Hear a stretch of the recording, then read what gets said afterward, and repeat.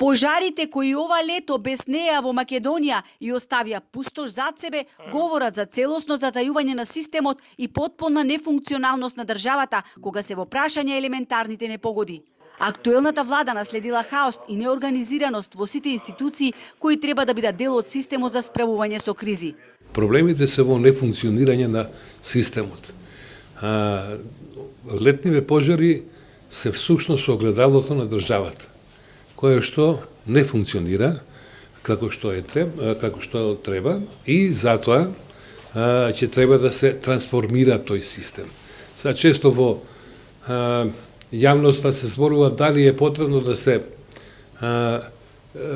спојат Дирекцијата за заштита и спасување со Центарот за управување со кризи.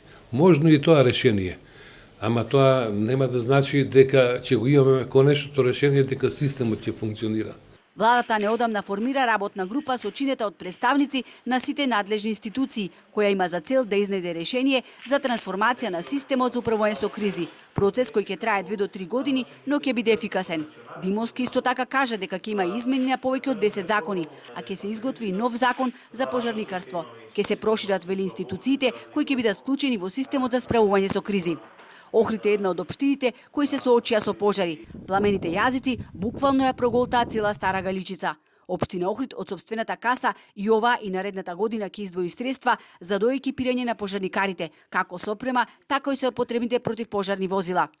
Општината Охрид во изминатите да кажам 2,5 години откако сум дошол, ние сме немале пристапни возила на непристапен терен, затоа што покрај шумите кои што сега се сретнавме како проблем, ние имаме населени места кои што едва поминува возила, камоли противпожарна цистерната. Инаку во моментов од 3 ТР трактори за гасење на пожари, 2 се на сервис. Влада донесе одлука со која се издвојуваат значителни средства за набавка на противпожарна опрема и ресурси. Исто така ќе се решава и проблемот со пилотите на воздухопловите за гаснење на пожари. Додека да профункционира новиот систем за управување со кризи, Димовски со апел да се контролира неразумното и неодговорно движење низ шумските појаси на планините.